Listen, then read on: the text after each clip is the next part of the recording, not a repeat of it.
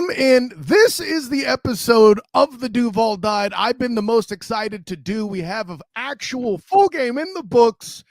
The Jacksonville Jaguars are 1-0 after winning for the second time in 11 tries in Indianapolis. Lucas Oil Stadium, always a tough place to go.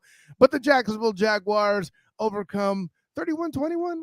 I don't know. We'll dive into that, of course. That's a whole lot of diving. And listen, when you dive this deep, you're said to always have a diving buddy. The Duval dive along with me.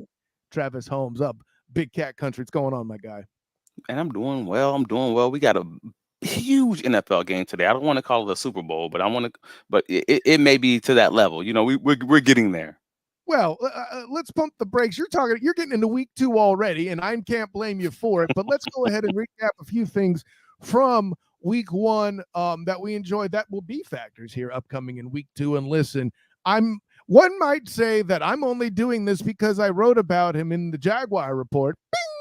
But here's the thing. That's not the only reason I think this guy is going to be a big factor throughout the season.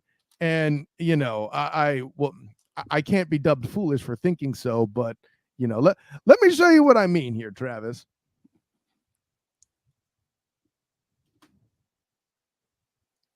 Now, here's an escape by Trevor. He's going out here. There's the pass. First points of the season to the guy that was that hasn't played in 300 and something, however many days that they keep telling us about. First of all, I love that Trevor's escaping, by the way, even though I don't feel like the O-line did, air quotes, a bad job. But Calvin Ridley getting the first points on the year for the Jaguars. Travis, how cool is that for you? Oh, I mean, he was the guy on those opening series. So, yeah, so absolutely, you love to see it. You love to see it materialize. And the other part about that is that play was drawn up for Evan Ingram, who had a small hole to put it in, but Trevor made the right decision. I would rather him make that, not if he's not 100% sure it's going to make it, don't have that red zone turnover. That showed me growth from him, because we know that was something early in last season. He would try to fit that in, and it made 50-50. That might end up as a turnover, but he instead takes the time that he has available and finds the guy open in the end zone. Man, that's awesome stuff. Yeah, well, and I think there's a lot of that. You mentioned the whole technical football aspect, as you're talented in doing, my friend, but also, man, listen, the journey that Calvin Ridley's had to endure getting back to that spot after making the mistake. Listen, we've seen NFL players out there getting 2 or 3 chances, and at this point, he took his second chance and did something cool with it so far. People are calling him a bona fide number 1 receiver in the NFL. There's a whole lot of stuff going on, and he's just a part of the effort we saw on offense, Travis, where the Jags were harshly criticized by people. Oh, I don't think they look so good. Still scored 31 points, and he's part of the reason. Now, one might say, but Cal, Zay Jones had to play the game, and there's a whole lot of stuff he did. Well, first of all, I'm not prepared to tell you that you're wrong if that's what you think. Matter of fact, let's go ahead and look at that play real quick as well, because I'll tell you this, Travis, looking at this catch here that's going to come up momentarily, Zay Jones, I don't want to say he's overlooked, but he's kind of overlooked when you look down the stat sheet, right? But as we have it coming in here, this ball is placed incredibly well. And just the way he has the concentration and fortitude to kind of hold on to the ball, get that toe drag swag going, secure the catch for the touchdown was an amazing thing to behold. I'm taking nothing from it, but think about this. The previous play, Calvin Ridley had gone in, looked like he had the touchdown, but was called out of bounds. Travis, if Calvin Ridley didn't step out, he would have had over 100 yards and 2 touchdowns in the first half alone. Yes. It was literally the game of inches that made that, that changed that and allowed that incredible catch by Zay Jones to happen. And I'm happy with it, because, hey, man, Zay is he's often forgotten, within the fan base, within, those surrounding the team, not the team. The team obviously knows that he's, present and he's dominating. He's shown it in practice when, Christian not Christian Kirk, when Calvin Ridley got injured, even in training camp. He showed out that day and the next day. So we know who Zay is, but it's awesome to see it materialize on that field, man. Yeah, and Zay taking care of business, and that offense has a lot of skill players that overcame a lot of the woes that did happen offensively. Trevor's rolling out a lot. Calvin Ridley bailed him out a few times, but I think there was some impressive stuff in the run game from both Travis Etienne and the biggest mistake I made this offseason, Tank Bigsby. Doing things to bounce outside and find options. I'm leading into it. I screwed up, Travis. Hey, man. No, I'm thinking about the biggest mistakes. No, that Tank's made this offseason. That's the way I heard, and that's the way I interpreted that. Because hey, Tank, he had a rookie game, and it stinks because he obviously had the preseason, fumble on the goal line, and then we turn around and we get not one but two pretty major, issues, mistakes, kerfuffles. I don't know what to call it. He's had some brain farts in this first game, and that stinks to see. But with the interception off, and that was a really rough play to have, and then follow that up with the fumble. Well, and I'll say this: what we could come to then classify and conclude that Travis thinks brain farts stink. Awesome. So, with that in mind, there's a lot of we kind of touched on the offensive moments there. They did have their struggles, as Travis mentioned. Yeah. DeForest Buckner making his presence felt, I think, was a big part of it too. We'll get into that a little later, I'm sure. But yeah, the offense, I think we've kind of summed up that the 31-point performance. The guys themselves seem to think it should have been, or had the potential to be, a 50 burger. It should have been 50. Yeah, and that's despite Anthony Richardson having what I thought was a pretty good debut. Nothing perfect, obviously. Another rookie factor there too. But one of the mistakes that Anthony Richardson was forced into was an interception as well. Which, I mean, if you're a Jags fan, you love to see it. And I know you're a defensive guy. Yes, I thought you wanted to take a look at that and talk about that a bit. I mean, the push that the Jags had on defense up front was excellent. And I felt like, the effort to get that interception was good in itself. Definitely had the feel of a nail in the coffin there with 5 minutes left. And I don't know, maybe this is an element of AR, doing too much to try to get his team back into the game. I don't feel like the target that he was trying to hit was there, but it was a difficult throw. I mean, it was a difficult throw. He underthrew it in one way, and it looks in some ways pretty similar to the interception that Trevor threw in the preseason to the Cowboys. And if you don't remember that one, when he underthrew that ball, and it was with Calvin Ridley and Ingram on the corner route. And this seems extremely similar to that, and even similar as far as the defense is concerned. The only difference is it seems that they're in like more of a cover 6 with Tyson rolling and having that underneath coverage, and looks like AR just didn't see him. So it's a great play for Campbell to catch the ball. I mean, honestly, that's not something that DBs are historically known for. It's a great PBU. But no, he brings it in, and that basically shuts the door on the game. And I know that Colts fans might nitpick a little bit. You see it here in the film right now. The running back breaking out underneath. That option was there. Allen was sitting, Walker was sitting behind it. He would have had the tackle for a short gain. It would have been a third and mid at best. But yeah, I mean, that was a solid situation, I think. And rookie going rookie. Yeah, the throw. It is what it is, man. That's all good, man. I want to give a little moment to show a little bit of the defense because I know that's where you live. But yes, sir. I know the biggest thing a lot of Jags fans are walking away with is Josh Allen with the 3 sacks. But you aren't exactly sold on his effectiveness overall. Break that down a little bit. Well, that's the fun part about it. And I wanted to make sure I give this at least a second for some long-term conversation because T-Wig, Locked On Jaguar, did a great job later that same day, breaking it down long form, 30 minutes to talk about what the sacks mean, what the sacks don't mean. Take a listen to that guy when you have a chance. But no, he had a great game stopping the run.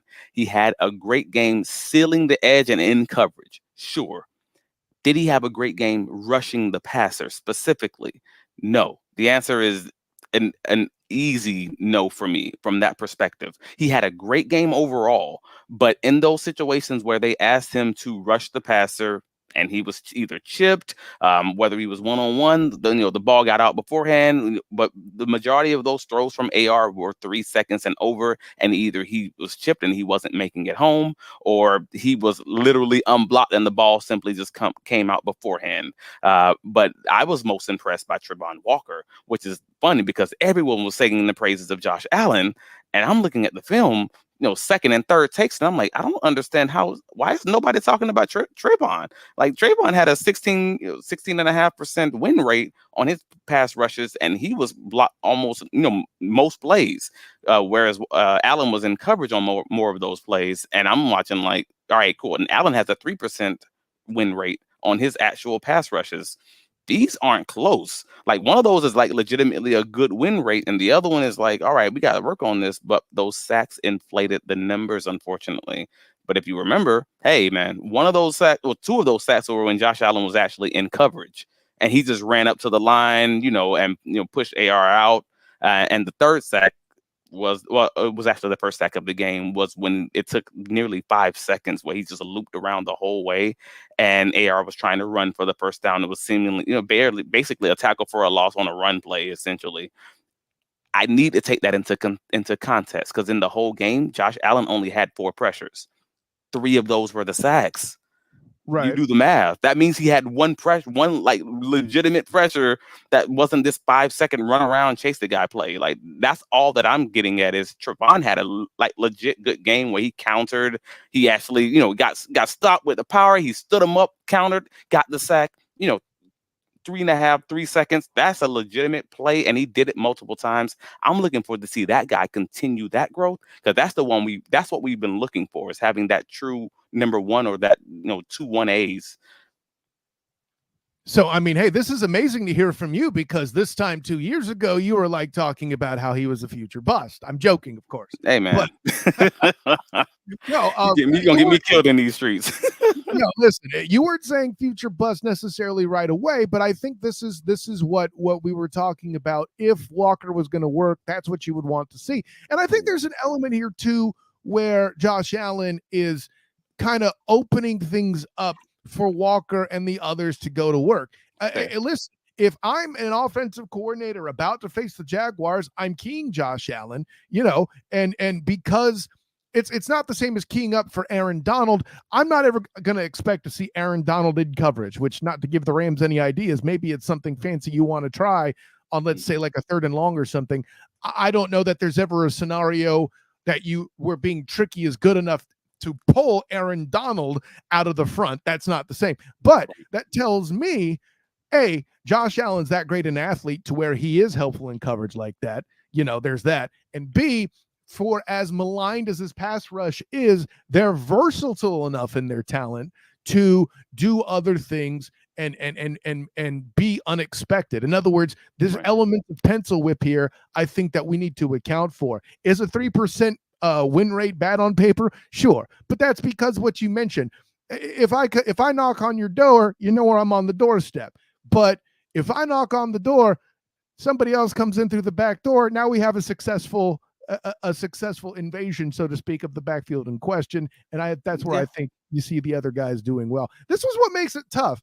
I'll be more interested to see with the week 2 matchup coming up. From my perspective, I was wondering, and I talked about this too with Wild Card Mar of IOW Sports on the Student of the Game podcast, that I think the familiarity of Jawan Taylor could be something that favors the Jaguars, and could be a very interesting matchup. What do you do? Do you, when you see Jawan Taylor start to go into his kick step and allegedly false start, because he's on the move quicker, do you try to bull rush him and make him pay for that?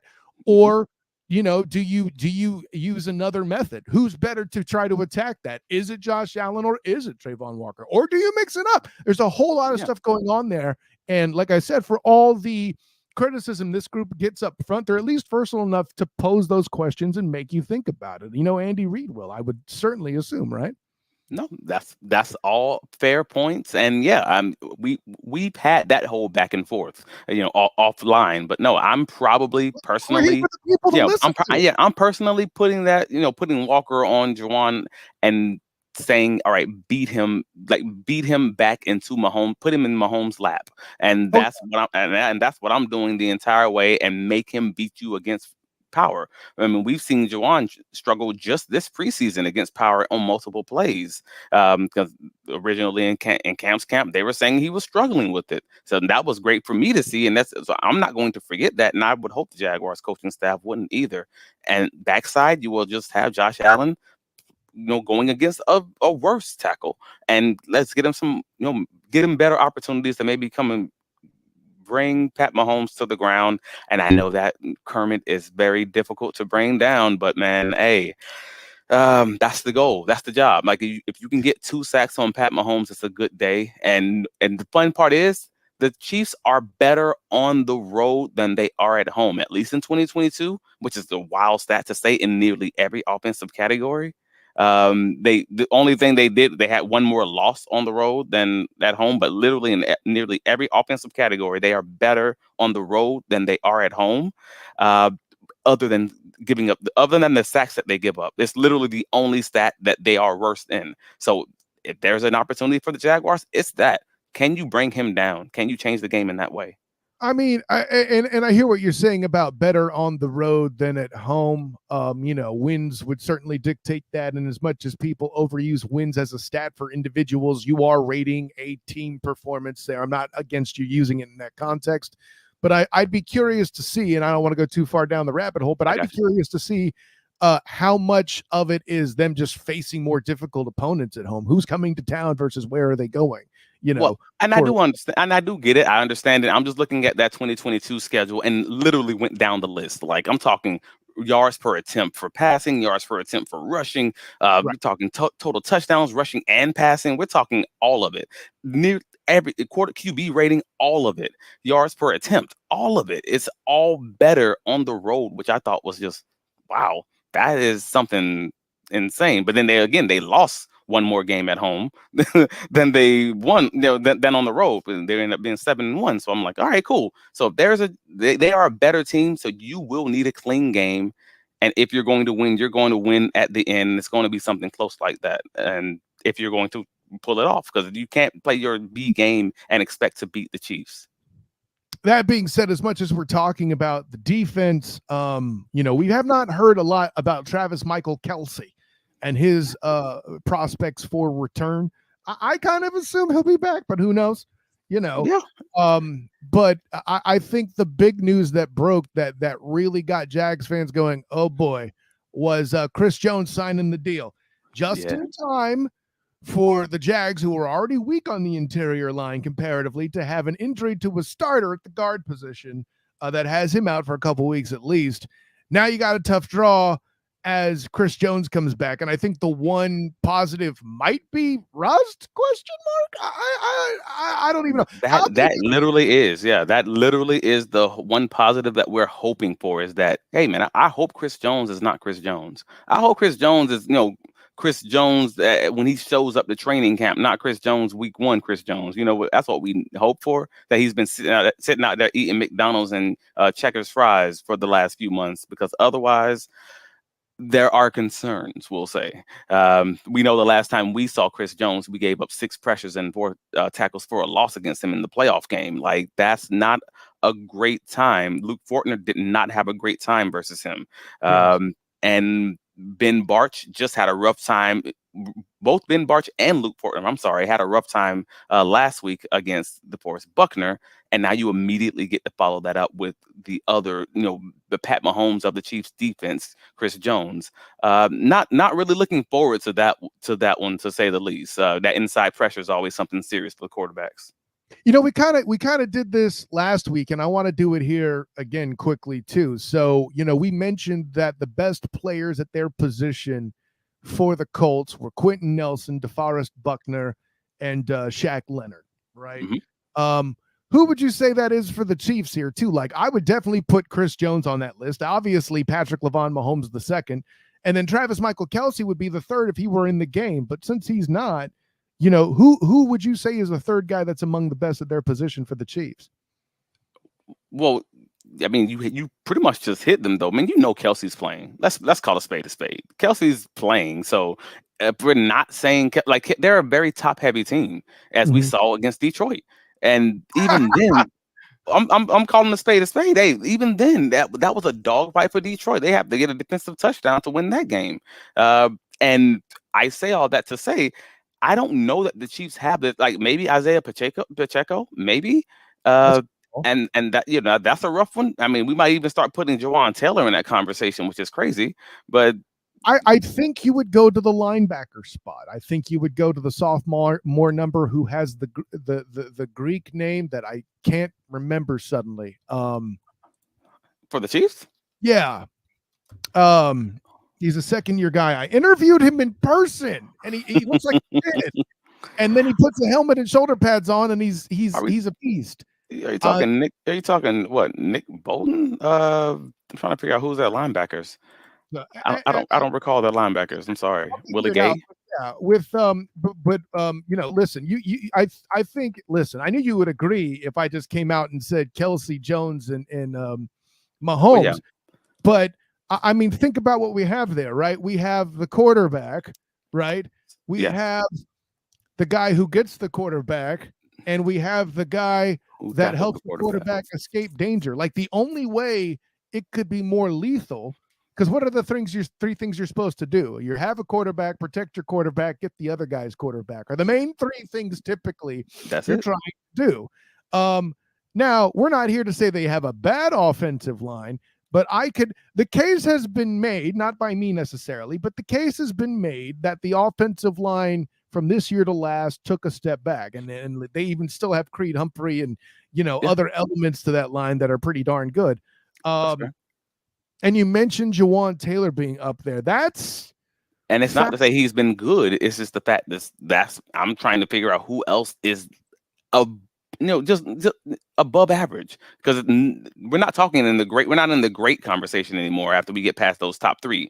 We're talking just guys who are just above average at their role, and that's a hard one.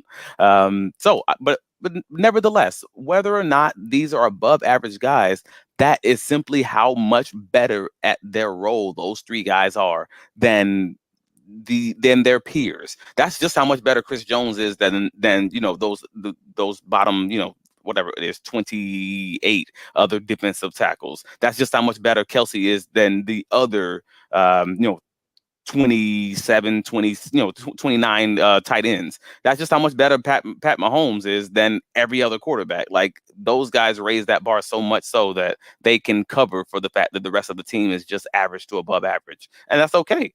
Okay. Yeah, that's okay as long as those guys are there.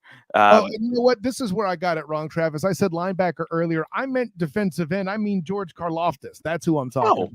Yeah, he was a monster last year. I honestly, I didn't see much from him against Detroit, but he was a monster last season. So that's going to be something to take a look out on, like whether or not Harrison's going to play well against him or Walker Little's going to have another clean sheet. But yeah, so that's something to look forward to. But again, I think that our biggest issue is going to be that inside pressure and how Ben Bartch rebounds this week, how Luke Fortner rebounds after being literally PFF's worst rated center because he struggled against power and then struggled against power. Oh, that was back in 2022. And then we opened the season with him struggling against power against Buckner. And we now go against Chris Jones to start. DeForest Buckner scares Derrick Henry. Is that fair? We're in the AFC South, sir. Almost all the defensive tackles that we're going to go against are going to be those powerful, those power guys and those elite guys. Exactly. So he's got to find a way to anchor down better. Yeah, it sucks. It sucks when you got ratings, but you're in for a tough out every week. Like I remember, going back to the days where Brian Urlacher and that group, Hillenmeyer and those guys were there with the Bears, and everybody was all like, the Vikings O-line is terrible. No, look at what they play. And I think you're going to look terrible when you're playing that slate every season. Yeah, when you got Buckner twice, the Titans front's amazing. You're going to get them twice. The Texans, okay, maybe they're not well known at defensive tackle, but their defense has been their high point, and that's the weaker of the 6 games, right? So anyways, yeah. Well, Travis, I mean, we've hit a lot of stuff here. Why don't you go ahead and come out with what you think the Jags need to do and give us a score prediction here? We've got about 5 minutes left. All right, so the Jags have to have a clean game. I mean, you've seen I think we've all at this point seen the stats. The Chiefs are going to score 27 points. It's just what they do when Doug Peterson plays against. Yeah, plays against Andy Reid. It's just for whatever reason. Jags Chiefs. It's 27-20. It was 27-20, 27-17, and 27. What was the one? What was the playoffs? Goodness. It was 27-20. Then it was 27-20, 27-17, and 27-20. That's 3 games in a row. And it's just like, all right, cool. You cannot beat them unless you score 27 to 28 points. That is your bare minimum. You just need to understand they're going to get a touchdown a quarter for the most part. And Pat Mahomes, he's going to find a way to Band-Aid tape this thing together, whatever, no matter who's playing. Like, that. So the only way I see Jets winning this game is with a clean slate. Like, we're talking no turnovers. We haven't seen it from them yet. We have to see them put that together. No turnovers, maybe even a big game from Jamal Agnew or that defense getting a turnover here or there. We need that assistance because, again, that 27 points is something that we're hoping to see from this offense that we simply haven't seen. Special teams is your angle there too. Right. I'm like, I don't care how you do it. Like, just find a way to hit that 28-point range. And then I think you give yourself a real shooting chance to come away with the win there. But again, we haven't seen a game with no turnovers from this offense, even in preseason, from our starting offense. That's what we're still looking for them to put together, because those turnovers, they're going to make you pay. I do have the Chiefs winning this one, if I want to be honest with you. Yeah. I mean, I'm sorry, but I had us winning last week against the Colts, and even I said they were going to struggle against the RPO, and I have the Chiefs winning this one by more than 10. I have them winning 41-24. I think the defense is going to struggle, honestly. 17 points. Wow. Okay. Yeah. I don't know that they give up 40, simply because I think the Jags can control the ball a little bit better than that. Yeah, I get it. They got Chris Jones, and based on what they saw from Travis Etienne and Tank Bigsby last week, I think they're going to task Chris Jones with attacking that middle and sealing that up, which means it's going to be about winning things on the outside versus Karlaftis and the linebackers. Outside zones. Yeah, exactly. And I think what they're going to have trouble accounting for is Trevor's mobility. I think you're going to see some boots. I think you're going to see some things happen where Trevor escapes and finds a Calvin Ridley, a Christian Kirk down the field. I think there's going to be some balls, and this might go to a turnover if Trevor loses control of his footwork, as he says he's done in the past sometimes. He's going to find the key for him in this game, in my opinion, is going to be to find Evan Ingram when it's time to escape, or even an NTN out in the flat when it's time to escape. Right. And the ability to turn that into moving the change, I think, decides this. I think 41-17's a bit pessimistic. I mean, I'm not going to show him a picture of the "This Team Makes Me Drink" t-shirt again, but what I will say is I'm not going to say 27 just because it's trendy. I really think that's what's going to happen here. The Jags will give up a mistake or two on defense, a big play that they're able to hold to a field goal, which any Jaguars fan should be impressed with Patrick LaVon Mahomes II. I know Kelce will be back. Will he be 100% yet? I don't know. That's something worth questioning, but he'll be good for a couple catches at least, probably something with a touchdown. I wouldn't be surprised if he had like 5 for 80 with a score. That sounds like a good Kelce line. That's a win for the defense. I agree. I think Chris Jones, though, is going to be good to be a problem, to stop that inside run and limit the playbook. I'm with that. For me, I'm going to go 27. I can't say 27-20. That just feels cliche. But I'll go 27-24. I think Calvin Ridley's good for one more touchdown, but I don't think they have enough protection up front to truly block the attack of the pass rush from the Chiefs. Travis Holmes, tell the world where you can be found, my guy. I can be found on all the socials, Travis D. Holmes, whether that's Twitter, X, Twix, Facebook, you name it, Threads, etc. You can find my writings on bigcatcountry.com. Check out our, we'll have our Big Cat Country staff roundtable where we have all of our picks for the week. That should be up either later this afternoon or super early tomorrow morning. Stop by Big Cat Country, get all of your Jaguar needs. Absolutely. And of course, you can check out my piece on Calvin Ridley from last week and his ascension back into the Jacksonville lineup and the NFL as the number one receiver on the Jaguar Report. Of course, I'm Kyle Nash, the student of the game. You can find me on Twitter at the SOTG. Find me on Instagram as the same, the SOTG. Check out my writings on the Jaguar Report of SI or the 3-point conversion, as well as the Black and Gold Banneret, where I do my college coverage for UCF. And also Wednesday night at 8:40 p.m. Eastern, check out the Student of the Game podcast, where I talk about NFL things in general. This past week, too, this game in particular was a topic of discussion because the Chiefs are an interesting specimen, to say the least, and not just because of this upcoming game.